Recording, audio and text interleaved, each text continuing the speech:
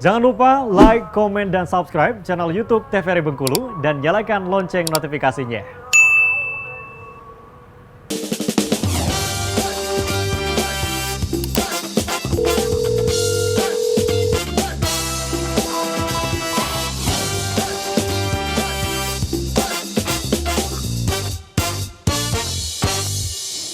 Terima kasih pemirsa, Anda masih setia bersama kami di Dokter Kita Bersama Kita Sehat.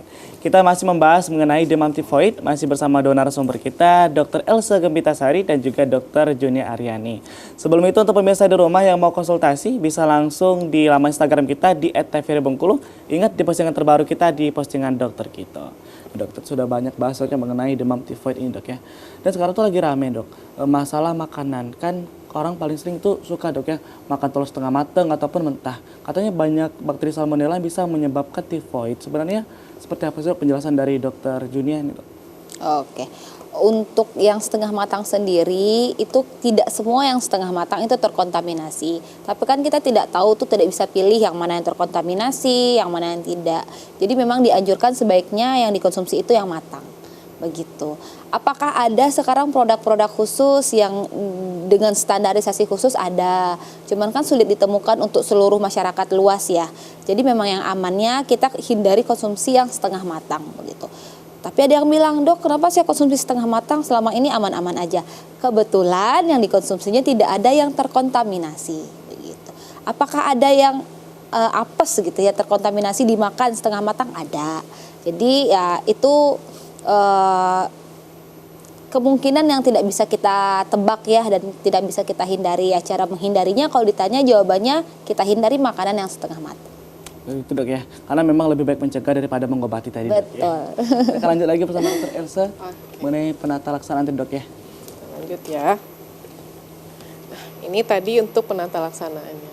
Kita lanjut. Ini tadi juga kurang lebih sama ya. Kita masuk ke komplikasi ya. Komplikasi ini berarti dia dari awal, dari stadium minggu pertama sama kedua, dia tidak ditangani dengan baik ya, tidak diperiksa atau tidak didiagnosa dengan baik. Sehingga dia menyebabkan komplikasi yang lebih berat ya, penyakit tifoid ini lebih berat. Yang paling banyak adalah perdarahan dan perforasi di bagian gastrointestinal.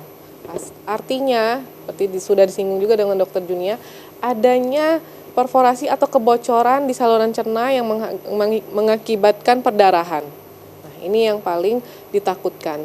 Karena lama-lama dia kalau perdarahan dan perforasi intestinal ini, dia dikhawatirkan nanti dia akan terjadinya shock atau tidak terkompensasi lagi seperti oleh tubuh sehingga bisa menyebabkan kematian. Seperti dia ada pneumonia, ada tifoid toksik atau tifoid encephalopathy yang disampaikan juga oleh Dr. Junia tadi, dia bisa sampai ke otak bisa.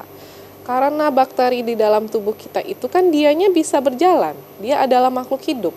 Jadi kalau memang tidak di stop penyebarannya, dia bisa menyebar kemana-mana.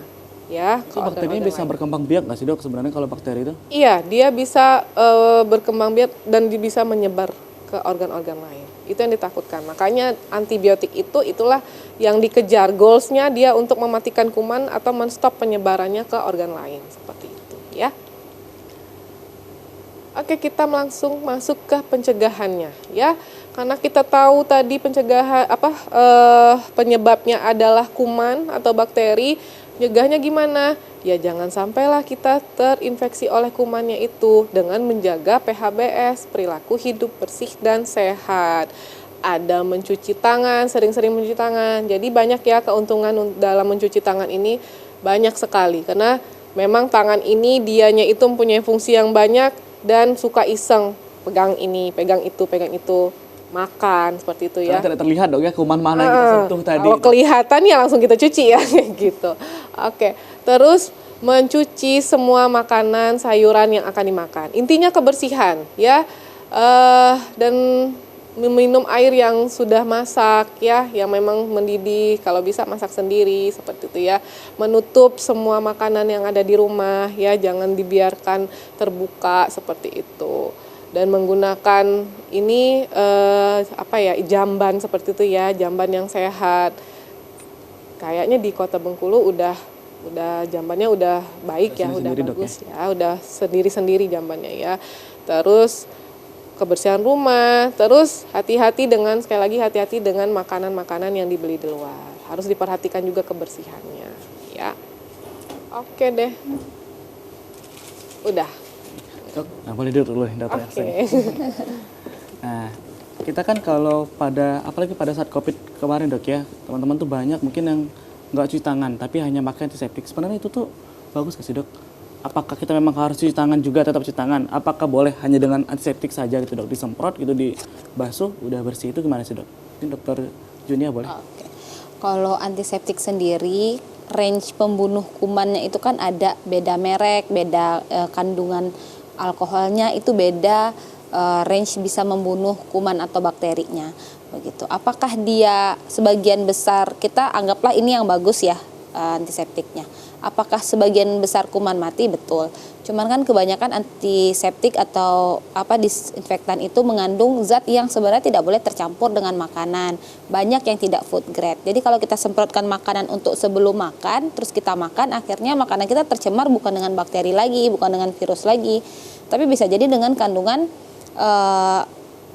alkoholnya itu sendiri atau campurannya seperti itu.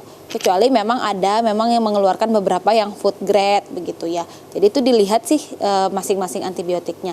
Tapi alangkah lebih baiknya kalau kotornya itu sesuatu yang terlihat, gold standarnya itu memang harus dicuci dengan air mengalir dan sabun.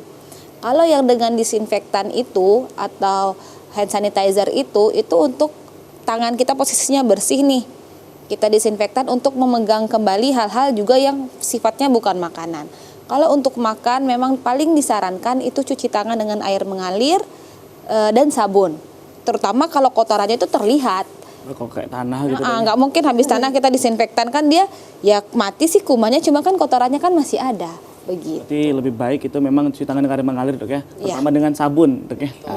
Terus sudah ada banyak dok pertanyaan dari Instagram kita boleh dok ya. Kita langsung ke pertanyaan-pertanyaan yang sudah hadir di Instagram di @tfrbengkulu. Nah sebelum itu dok ya, ketika kita sudah tahu dok ya, ini kayaknya kita kena gejala tifoid nih. Kalau langkah awal yang dilakukan kita di rumah itu sebaiknya seperti apa sih dokter Elsa? Gini, kalau kita bicara langkah awal di rumah ya, mungkin kalau demam hari pertama, kedua juga kita belum bisa memastikan bahwa ini adalah demam tifoid ya. Kita masih ada ceng buat ini adalah demam berdarah, demam malaria dan sebagainya. Yang paling penting yang pertama, mungkin hari pertama kalau emang belum bisa dapat akses ke fasilitas kesehatan, kompres dengan air hangat, terus minum air yang cukup ya. Karena kalau memang ini adalah kasus demam tifoid, dia memang tidak bisa lagi dengan rehidrasi aja. Kalau kita bicara DBD kemarin itu, kalau memang dia belum ke DBD, masih demam dengi, masih bisa dibantu dengan rehidrasi yang cukup maksimal. Seperti kalau demam tifoid enggak, dianya tidak cukup dengan rehidrasi saja, dia memang memerlukan antibiotik karena dianya itu disebabkan oleh bakteri, bukan virus. Nah, kalau setelah kita terkena demam tifoid dok ya, saat kita sudah sembuh, itu kira-kira kita bakal jadi kebal nggak sih dok? Jadi kayak, nggak takut lagi nih, kalau udah kena kemarin gitu kan dok. Sebenarnya gimana dok? Dokter Junia? Kalau untuk kekebalan itu balik lagi ke masing-masing dan jenis strainnya kan ada banyak tifoid ini.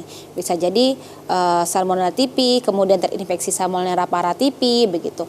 Bisa jadi terinfeksi dengan Salmonella yang sama, tapi antibodinya nggak terbentuk dengan baik. Jadi saat terserang ya masih bisa menimbulkan gejala kembali ya dok ya. Begitu. Yang paling penting sih, saya pernah dapat pasien nih dok, nyeri perut, tapi dia perforasi bukan karena terlambat, masih awal-awal. Nyeri perut, dia pijet perutnya. Itu mempercepat perforasinya, akhirnya komplikasi dan berat. Begitu. Awal-awal nggak minum air yang banyak ya dok ya, nggak minum air yang cukup pas demam. Datangnya itu bukan karena tifoidnya sudah tinggi, bukan, karena dehidrasi.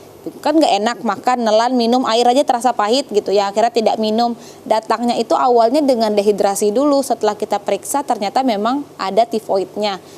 Dia nggak makan, nggak minum karena nggak enak tenggorokannya. Itu ada. Anjuran buat minum air secukupnya itu dok ya, biasanya kalau kita cukup tuh di 2 liter dok ya. 2 liter dalam sehari itu memang ada manfaatnya dok ya. Jadi jangan sampai kita tinggalkan. Kita akan ngobrol lagi bersama Dr. Elsa dan juga Dr. Junia. Untuk pemirsa di rumah, jangan kemana-mana, tetaplah bersama kami di Dokter Kito.